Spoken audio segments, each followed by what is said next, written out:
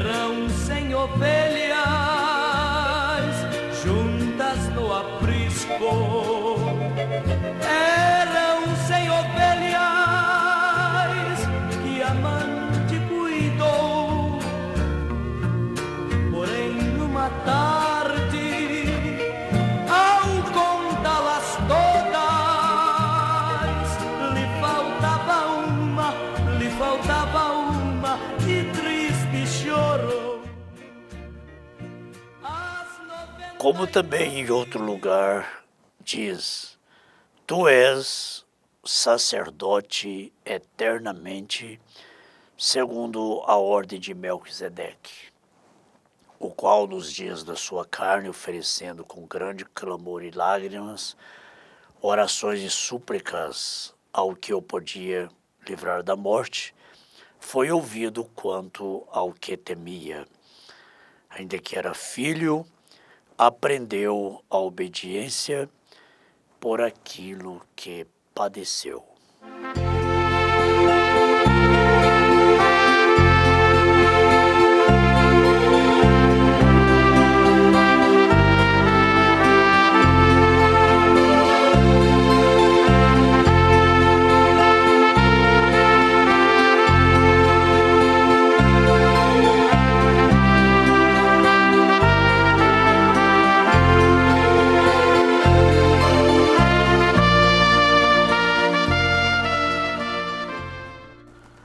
Amanheceu, bom dia, pois é, muito bom ouvir o cantar do galo, né?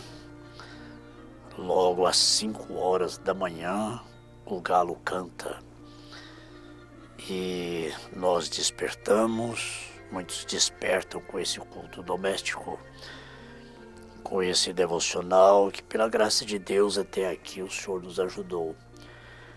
Quanto a esse culto doméstico, Ebenezer, até aqui nos ajudou o Senhor. E vamos meditar mais um pouco aqui nessa escritura de Hebreus 5, versículo 7 em diante, na página 325 da carta à última dispensação. Jesus teve que orar intensamente. Se ele teve que orar intensamente, quanto mais nós. Então observe novamente como Jesus venceu os sistemas religiosos do mundo. A tentação não foi só lá no monte, não, sendo tentado pelo inimigo, não. Mas ele venceu os sistemas religiosos do mundo. Quando ele, repetidamente aborrecido pelos teólogos de seu dia, ele constantemente aplicava a palavra. Porque ele era a palavra encarnada, materializada. Por isso ele corrigia, porque ele era a palavra. Ele usava muito esse termo assim: em verdade vos digo. Em verdade vos digo. Quer dizer, dando ênfase à palavra. Ele falava somente o que o Pai lhe concedia falar. Não houve uma só vez em que o mundo não fosse inteiramente confundido por sua sabedoria, porque era a sabedoria de Deus. A gente não vê registro na Bíblia se Jesus estudou, se ele fez o fundamental, se ele fez o ensino médio, nada disso. Nada disso. Mas ele era a sabedoria de Deus. Ele era Deus.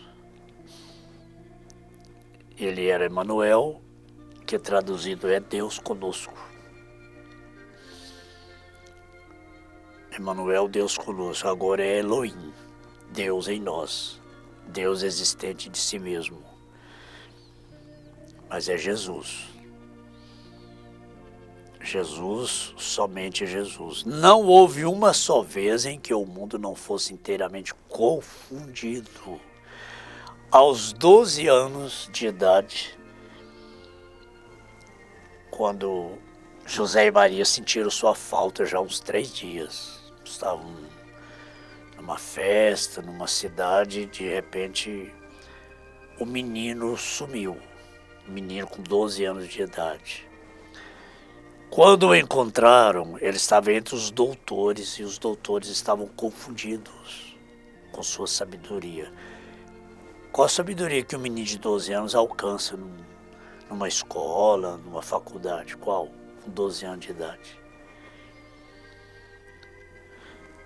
Aí, como ele era a palavra, ele corrigiu José e Maria.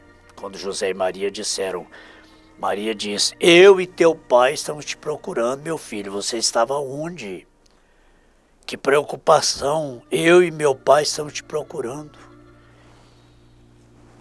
Jesus corrigiu, né?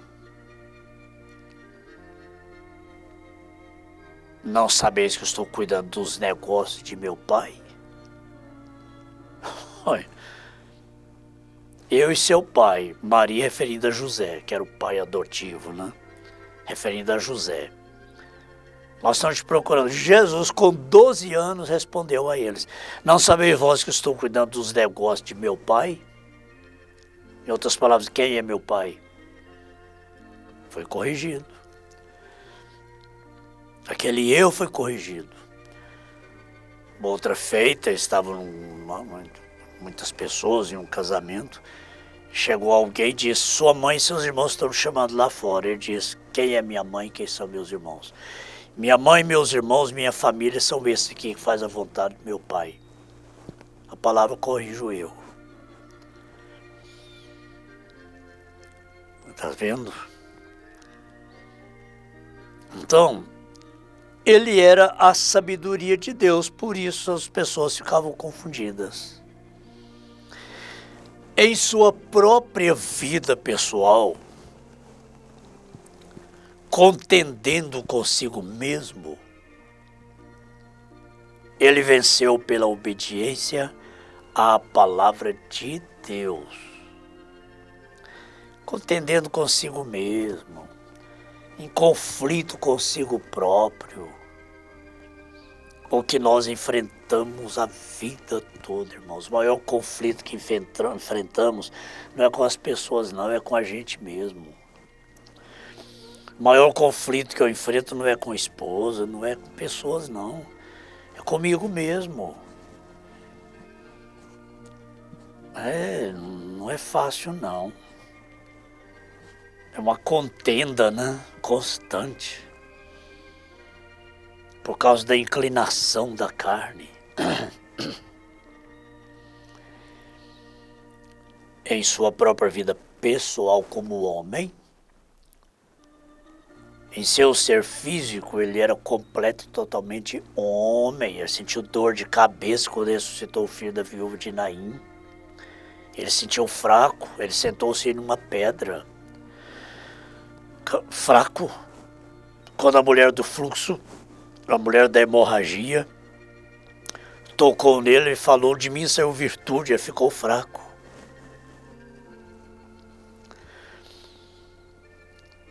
Em sua própria vida pessoal, como homem, ele tinha seus conflitos, ele sofreu todo tipo de tentação que nós sofremos. Por isso ele tem misericórdia de nós. Ele compadece de nós, Hebreus 4, 14 ao 16. Em sua própria vida pessoal, contendendo consigo mesmo, inconformado consigo mesmo, como eu sou inconformado comigo mesmo. Se tem uma pessoa que me prejudica tanto, chama-se Mauro Luiz Cardoso. Isso é difícil. Ninguém me prejudica mais do que esse, não. Mas ele venceu pela obediência à palavra de Deus, irmãos. É tudo que temos que fazer. O resto é com ele. É ser obediente à palavra de Deus, irmã. Seja obediente à palavra de Deus e deixa com ele os resultados. A irmã fica preocupada com o resultado. Seja fiel à palavra de Deus, irmã. Se a irmã tem um marido cristão, que luta, é um marido cristão, não tenha medo de obedecer a palavra, não. Seja submissa, seja fiel e deixe o resultado com ele. Mas às vezes a gente tem medo do resultado, a gente não quer aquele resultado, às vezes a mulher não quer esse resultado, ser submissa ao marido como ao Senhor. O marido não quer esse resultado, amar a esposa como Cristo amou a igreja. Não quer o resultado do batismo do Espírito Santo, então nem busca, porque sabe muito bem o que o batismo do Espírito Santo faz. Primeira coisa, ele tira do coração da mulher, do homem, o desejo pelas coisas do mundo. E eles querem acabar com o desejo das coisas do mundo? Quer não. Ele venceu a si próprio pela obediência à palavra de Deus. Hebreus 5:7, onde lemos: o qual, nos dias da sua carne, como homem, oferecendo com grande clamor e lágrimas, orações e súplicas ao que o podia livrar da morte, foi ouvido quanto ao que temia. Meu Deus, Jesus em seu ser físico, oferecendo com grande clamor e lágrimas, orações e súplicas,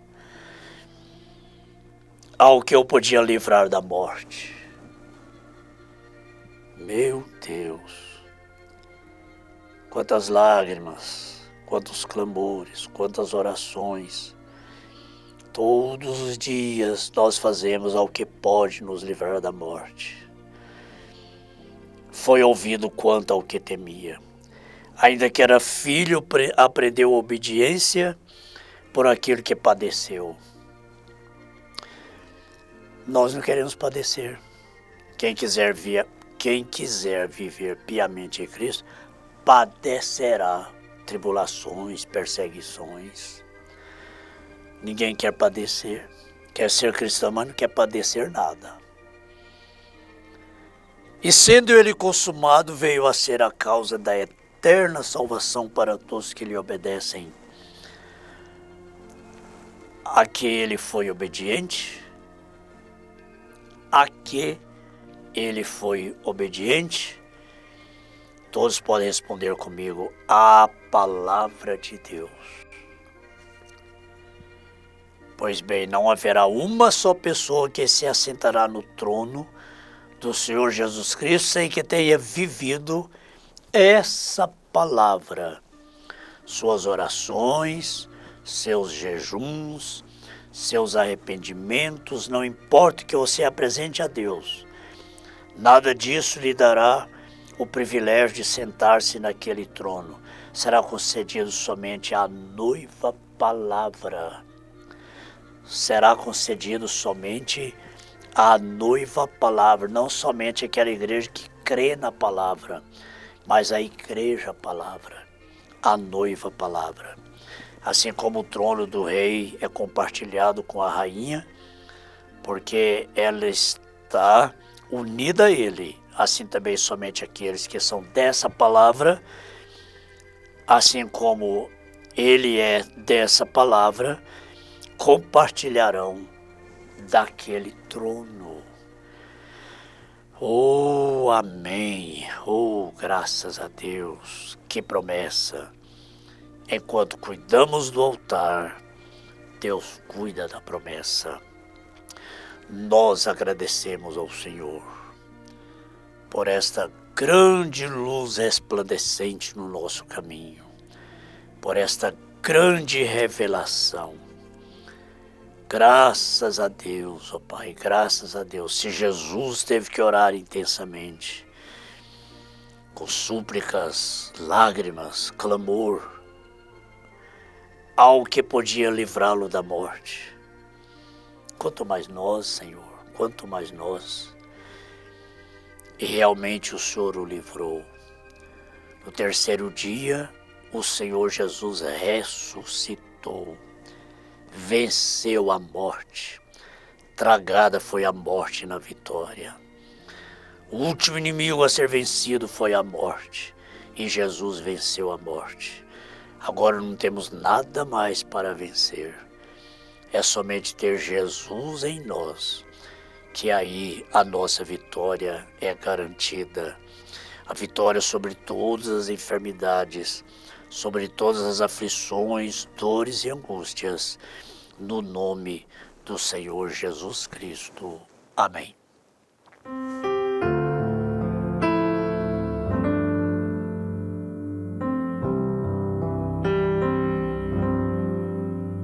Senhor, formoso és, tua face eu quero ver, pois quando estás nesse tua graça invade mim, Senhor, formoso és, tua face eu quero ver, pois quando estás nesse lugar, tua graça invade mim, tua graça invade